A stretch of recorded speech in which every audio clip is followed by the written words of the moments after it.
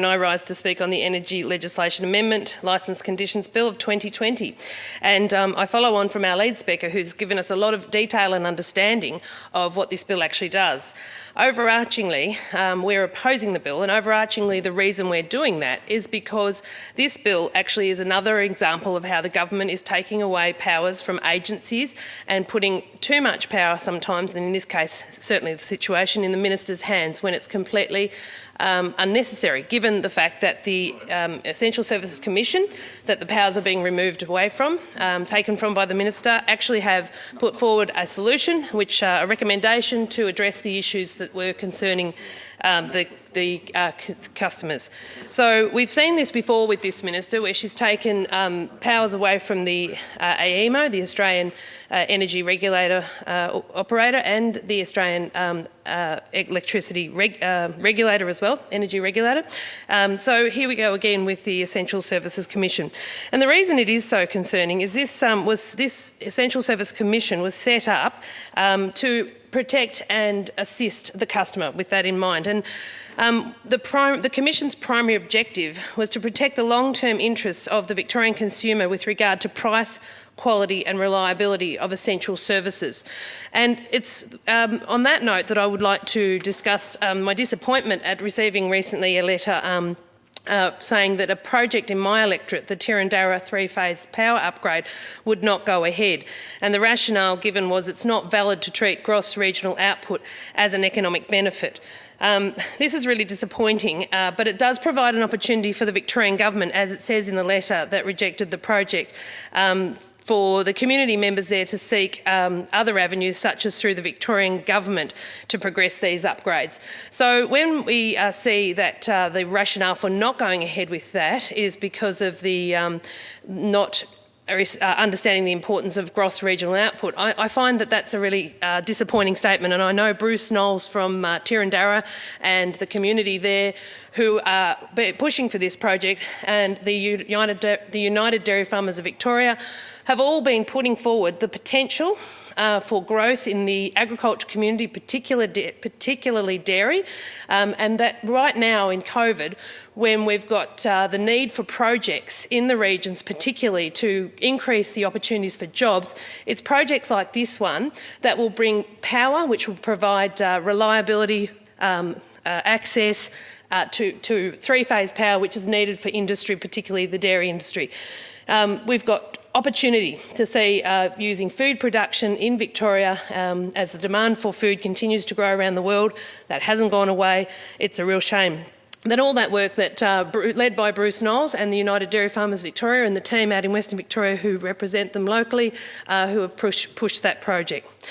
The bill itself, though, it is really about governance, and it is about the fact that the minister is removing the oversight that these agencies provide. And when we see this government, this is not the first time we see it in all sorts of examples. And one of those examples is another situation as a result of the COVID situation we find ourselves in, and that is the removal of the cabinet around the government. So we've got the Premier who's doing exactly this again, just taking that, it's almost a dictatorial, it's my way or the highway approach. And instead of being able to have a process that protects these processes that have been around in the Westminster system for many, many, many years, that protects from having that situation. And we see it written in the foyer in the tiles there that talks about, you know, with council, there is, I can't remember the quote, but it talks about how in many there is safety, with one there is danger. And I've misquoted that, but the intent is fairly similar. So we've seen with hotel quarantine, and we've got that debacle situation where we didn't just go through a second wave. We're not coming out of a second wave. We're in a first wave because the decision was made to keep the virus, when it came over into Australia from overseas, was to keep it in the hotels. And only in Victoria did that escape. And I remember yesterday hearing the member for Gippsland South saying that, you know, we need to not look overseas, but we need to look at our neighbours here in Australia. In New South Wales, there were 53 deaths. In South Australia, my neighbour, there's 4 deaths. In Victoria, there are 800 deaths, and that was proven to be from hotel quarantine escaping because of the mismanagement.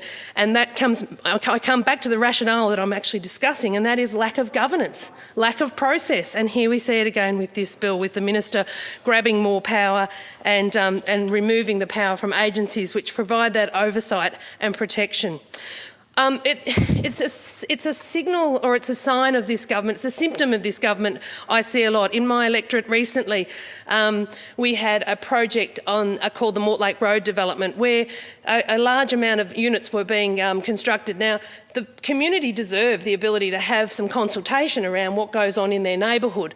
And as the government have come over the top and taken away the council's ability to actually go through that consultation process, and the community members in that Mortlake Road area have come to me and said, this is really unfair.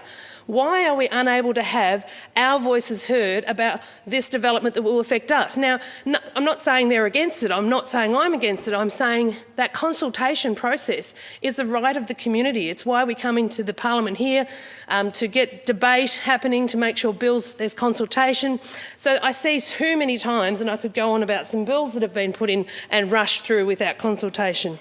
There's also another example in my electorate of this, where a bus stop was being put down Beach Road, a very popular area, and the community want to have access for public transport.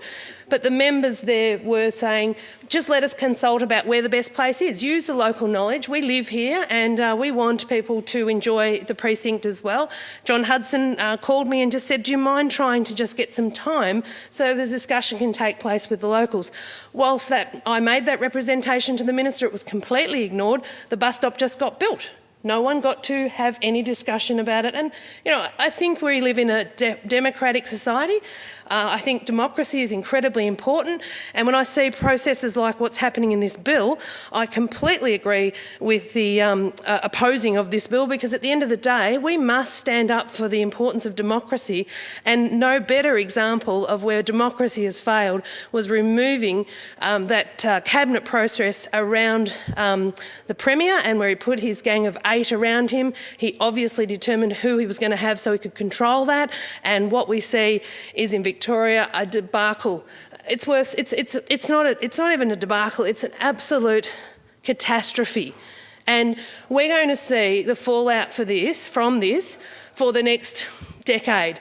The kids in my electorate who couldn't go to school, the teenagers who couldn't get their licence, the young Year 12s who are sitting exams, English yesterday and their exams today, sitting there in masks. And, New South Wales, South Australia, they're not sitting their exams in masks. They haven't suffered like our Victorian students have suffered.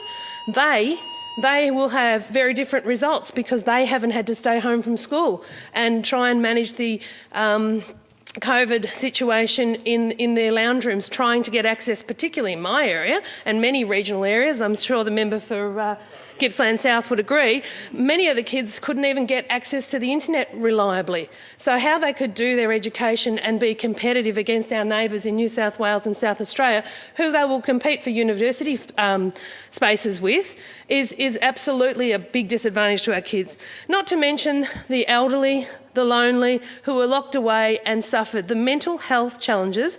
The ability for people to actually struggle through this, who are already possibly compromised, is something we're going to see the effect of for many, many years. Point of order, member for Bendigo West. Point of order, Speaker. The member for South West Coast has digressed considerably from the bill before the House today, and I ask you to draw it back to speaking on the bill.